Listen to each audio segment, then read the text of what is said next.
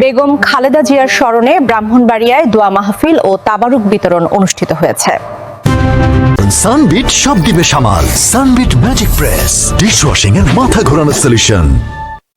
ব্রাহ্মণবাড়িয়া থেকে আব্দুল্লাহ আল সাইদের ভিডিও কভারেজে বিস্তারিত প্রতিবেদন দেখুন।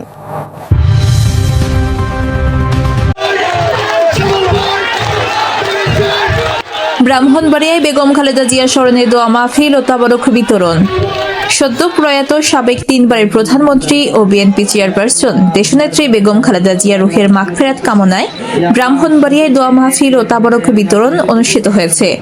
শুক্রবার 9 জানুয়ারি বাদ মাগরিব ব্রাহ্মণবাড়িয়া সদর উপজেলার 8 নং নাটাই উত্তর ইউনিয়নের 3 নং ওয়ার্ডের বিরাসার সরকারি প্রাথমিক বিদ্যালয় মাঠে এই আয়োজন করা হয়। অনুষ্ঠানে 3000-এর বেশি মানুষের মাঝে তাবারুক বিতরণ করা হয়। ব্রাহ্মণবাড়িয়া পৌর বিএনপি সহ সাংগঠনিক সম্পাদক ওয়ান মোহাম্মদ নাসির আহমেদের তত্ত্বাবধানে আয়োজিত অনুষ্ঠানের প্রধান অতিথি হিসেবে উপস্থিত ছিলেন বিএনপির কেন্দ্রীয় নির্বাহী কমিটির অর্থনৈতিক বিষয়ক সম্পাদক ও জেলা বিএনপির সভাপতি ইঞ্জিনিয়ার খালেদ হোসেন মাহবুব শামল। তিনি সংক্ষিপ্ত আলোচনায় বেগম খালেদা জিয়ার রাজনৈতিক জীবন ও গণতন্ত্র পুনরুদ্ধারে তার ভূমিকা স্মরণ করেন।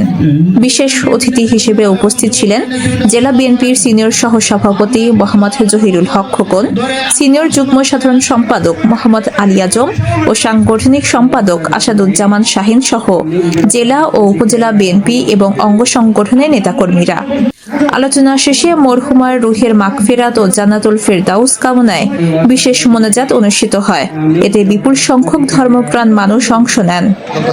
সীমা আক্তার, চ্যানেল S7, ঢাকা।